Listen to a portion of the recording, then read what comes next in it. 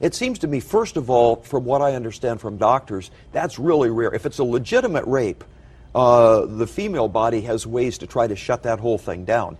And when it comes to establishing your worldview, I was curious, what newspapers and magazines did you regularly read before you were tapped for this to stay informed and to understand the world? I've read most of them, again, with a great appreciation for the press, for the media. But like what ones specifically? I'm curious that you... all of them, any of them that have... Can demonic spirits attach themselves to inanimate objects? The answer is yes. Welcome to Twat Waffle of the Week. So, nothing real exciting going on outside of Twat Waffles of the Week, so we're gonna just jump right in. This first story is actually from last week. Somehow I managed to miss it. It's an update concerning the Greg Abbott fiasco in Texas with regards to transgender kids. Quote, the Texas Supreme Court on Friday overturned a lower state court's ruling declaring Governor Greg Abbott's order to investigate parents of transgender children for possible child abuse can go back into effect. A lower court had ruled the investigations had to cease temporarily. Abbott had filed an emergency repeal. End quote. But the court also ruled that state officials could not continue investigating the family whose lawsuit prompted the initial injunction. According to BuzzFeed, quote, Lambda Legal, the American Civil Liberties Union, and the ACLU of Texas, which are representing Jane Doe, said that while the order only partially upheld the injunction, the court's decision was a win for their clients and for the rule of law. The Texas Supreme Court made clear that the Attorney General and Governor do not have the authority to order DFPS to take any action against families that support their children by providing them with the highest standards of medical care, the organization said. The statement added that, given the court's order, it would be unconscionable for the agency to resume pursuing investigations into parents of children receiving gender-affirming care while their lawsuit is still pending. End quote.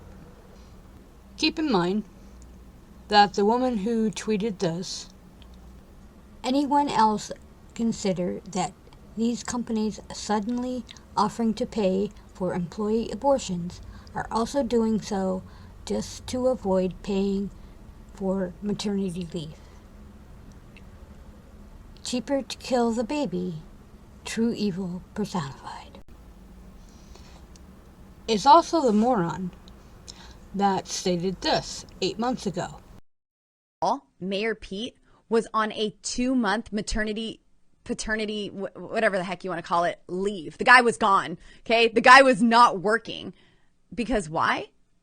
He was trying to figure out how to chest feed. Maybe someone should tell him, please, so he can get back to work. Listen, I'm a mother of 4. I delivered one of my children in the front seat of my truck because as a mom of 4, we got things to do. Ain't nobody got time for 2.5 months of maternity leave. We have a world to save here. Taken together, all Boebert managed to do with her bloviating is demonstrate she really does not give a shit about the welfare of babies once they are real sentient beings. Her positions, especially those expressed here, are opposed to each other. If Boebert actually cared about parental leave, she'd vote for more federal money for parental leave. And I call it parental leave for a reason. The non-birthing parent should also receive time from work, regardless of family dynamics. But she hasn't done that. In fact, Boebert, along with fellow GQP, have voted against a bill that would send $28 million to the FDA to increase the supply of baby formula. Infant Formula Supplemental Appropriations Act would fund the FDA in such a manner. Thankfully, it still passed by a 231 to 192 margin, almost entirely along party lines. So do not tell me how you hatched a gremlin in your truck in order to, quote, save the world. Don't tell me how pro-life you are when you are willing to vote against baby formula. As Eric Swalwell noted in a tweet, Imagine being so pro-life that you are willing to vote against baby formula. and just an FYI, there was a pretty decent article that I read from The Atlantic called What's Behind America's Shocking Baby Formula Shortage. I highly recommend it. It's a good read. I didn't realize how convoluted this whole mess has become. In an interview with Church Militant, Jackie Eubanks, a Trump-endorsed candidate vying for a Michigan State Senate seat, said that she is coming for birth control and same-sex marriage. You're a faithful Catholic, meaning you believe everything the church teaches? Yes. Everything? Yes. Everything? Yes. So you are, you see that the use of contraception is against natural moral law? Yes. Is destructive, a doorway to abortion, blah, blah, and all that and everything else. Yes. You see the whole, everything going on with Roe, for example, right now, and all the left, becoming completely uncorked, losing their minds. The question, they're saying they're coming after your gay marriage next. They're coming after your birth control after that and everything else. Well, you know what? Yeah, absolutely. Yes. So we need to make a plain statement of fact, which is the reason why the West is great is because Western civilization's underpinning is Christianity. You cannot have a successful society outside of the Christian moral order. And things like abortion and things like gay marriage are outside of the Christian moral order, and they lead to chaos and destruction and a culture of death, which is why we're seeing that today. We have abandoned the Christian moral order as a nation, and we are reaping that destruction. How do you answer the local press person who might be your age and just sees you as some loony who she wants to take away your birth control? Well, in the state of Michigan. Sure. So I guess we have to ask ourselves, would that ever come to a vote in the Michigan State Legislature? And if it should, I would have to side with it should not be legal. And I think that people believe that birth control is it's better, like you said, because, then you won't get pregnant and you won't need to have an abortion. But I think that it gives people the false sense of security that they can have consequence-free sex, and that's not true and it's not correct. Sex ought to be between one man and one woman in the confines of marriage. And open to life. And open to life, absolutely. I do not know if Eubanks believes her bullshit or if she spouts it to get heard among the insanity that is the GQP. The loonies on the right have a passion for inserting themselves into other people's bedrooms and uteruses. They use Christianity as a club, all the while picking their pockets of their loyal sycophants. And as much as I really don't like to use this term, this mom sounds like a Karen. Doesn't help that she has Fox News egging her on, with the wonderful ADF providing immoral support. Simply, Riley is insisting her son was a nice young man before being exposed to critical race theory, and now he's very sullen and difficult. Perhaps, just perhaps, She's never met a teenager before. But it's, possible that puberty is the true culprit here. All right, so Melissa, your son is, the father's black, you're white, and he'd never mentioned issues with race before, you're saying? What exactly changed? Right, we didn't have issues before. He's in 8th grade. They introduced this critical program, and now he's having racial issues that was not there before. What kind of racial issues is he having? Well, he's seen himself just as a black man. He's seen things that don't go his way as racism, and he's finding safety in numbers now.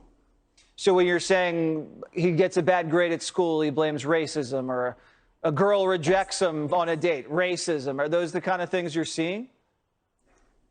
Yes, I ask him to clean the house, racism, yes. You're kidding, right? Or are you serious?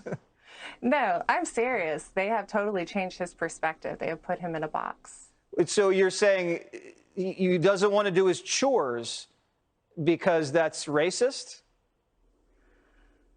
He's using it as an excuse because they've told him that that's how people see him, is as a black man that the world is against, and shows it as a negative now. All right, so counselor, you're going to litigate this because obviously this is brainwashing and it's having a deleterious effect on this young man's brain.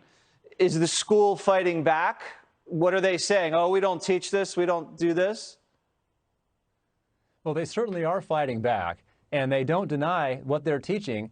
They just simply think it's fine. They think it's okay. But it's not okay. It's never okay. It's never right for a school to teach kids that they're determined entirely by their race. It's never okay for a school to tell kids that bigotry should be fought with bigotry and racism should be fought by doubling down on racism. Those things are not okay. They're violations of students' civil rights. Melissa, have you seen the materials that your son is studying that infected his brain? Yes. And what do they say? And I talked to the school as well. Oh, you did? Oh, yes. So when this program was put into motion, I talked to the school, and they told me that he could be a black spokesperson for the black community. When I told him I didn't think that that would be appropriate, they told me that if he was uncomfortable with the conversations, he and other children of color could go to a safe place during these conversations, and that's segregation. Oh, boy. And your son's father, who's African-American, how does he feel about all this? I'm a single mom. Okay. So I'm teaching him everything. Mm-hmm. Well, that's tough, and we salute you for that. And we hope everything works out and your son gets out of this phase and he can learn about writing and arithmetic instead of critical race theory. I think that would be better for him and better for everybody. Thank you guys, and good luck. Now, without knowing the entire story, besides what's presented in the news, I am hesitating a guess that Riley et al. Have no fucking clue what CRT is. I can tell you a anti-racism policy is not CRT. Quote, critics charge that the theory leads to negative dynamics such as a focus on group identity over universal shared traits, divides people into oppressed and oppressor groups, and urges intolerance. Thus, there is a good deal of confusion over what CRT means, as well as its relationship to other terms like anti-racism and social justice, with which it is often conflated. To an extent, the term critical race theory is now cited as the basis of all diversity and inclusion efforts, regardless of how much it's actually informed those programs. End quote. As I have mentioned before, the charge of treason is very specific. It is the only crime defined in the U.S. Constitution, Article 3, Section 3. Quote, treason against the United States, shall consist only in levying war against them or adhering to their enemies, giving them aid and comfort. No person shall be convicted of treason unless on the testimony of 2 witnesses to the same overt act, or on confession in open court. End quote. Simply, treason is defined as intentionally betraying one's allegiance by levying war against the government or giving aid and comfort to its enemies. And yes, it is punishable, but death by firing squad is not stipulated in the Constitution. However, the Crime Act, passed by Congress in 1790, said treason is punishable by death. Treason prosecutions are very rare in the U.S. Crime? That's not going to happen either. We're not making backroom deals with sheriffs. They're the highest constitutional officer in their county, and they're going to do the will of the people. I don't mind handcuffing them either. So, I mean it. I've heard of from sheriff corruption all over the state. We've got some awesome sheriffs, and praise the Lord for them. Pray for them. Even if you have a corrupt one, pray for them. And pray that they're replaced really quickly if they're corrupt. But I don't care. I don't mind handcuffing any single person who breaks the law and goes against our government.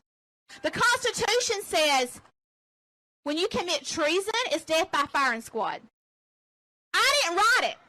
It's in there. It's serious. When you swear to God to uphold a document that says you'll do the will of the people and you will honor every single thing in that Constitution, you do that.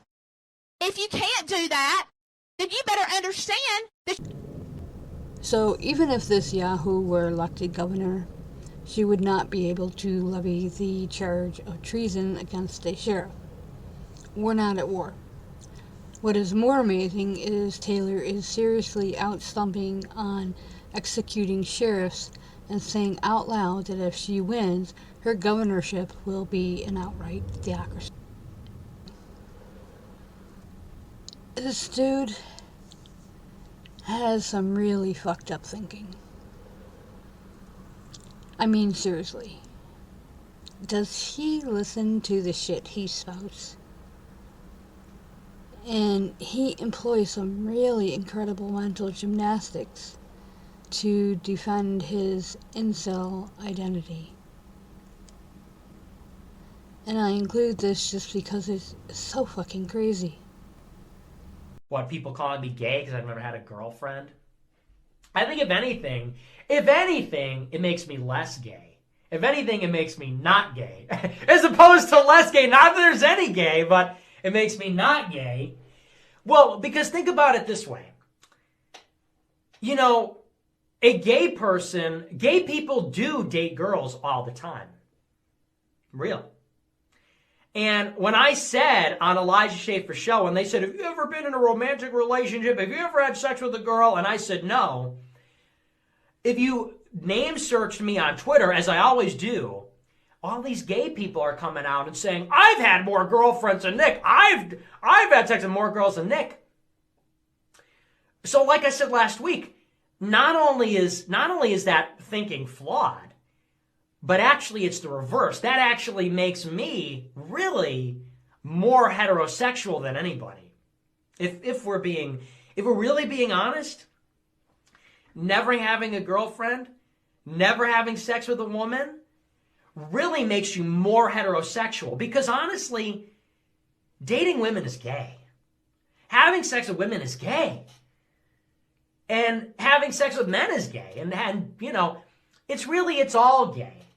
And if you want to know the truth, the only really straight heterosexual position is to be an asexual incel. That's it. So that's all there is. Being a MGTOW asexual incel is really the straightest position that you can have. Having sex in itself is gay, I think. I think that it's really a gay act to begin with. Think about it this way. What's gayer than being like, I need cuddles, I need kisses, I need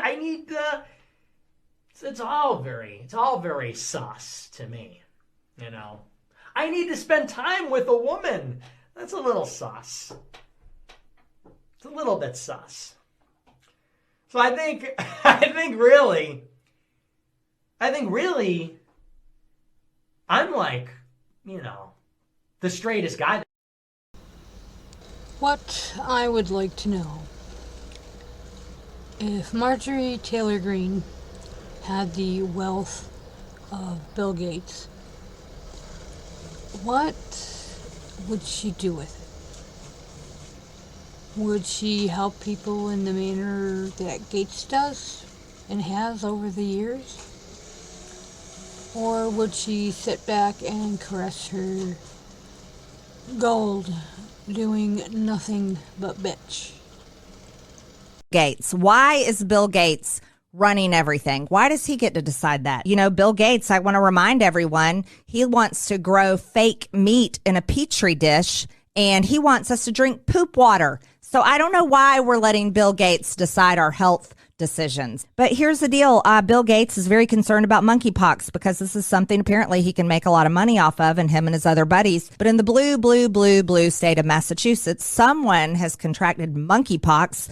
Perhaps they got it from Canada, from Justin Trudeau's lovely country up there. And then even now they're reporting monkeypox cases in Sweden and Italy. That is disgusting. And it is terrifying.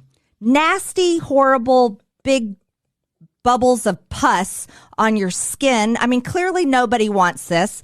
So they're going to have pictures of all of these kind of terrifying images. They're going to show children with this all over their faces. And of course, they're going to be from, I don't know where they're going to be from. And then they're going to tell you, you have to wear a mask because if you get close to anyone's face and they spit on you, you're going to contract this horrible, terrifying disease, monkeypox. But don't worry, you got to go ahead. I know you have a Dr. Fauci pillow that you sleep with every night. We need to order your Bill Gates pillow. You should have a body pillow of Bill Gates, and you can cuddle with it every night because Bill Gates is going to save the day.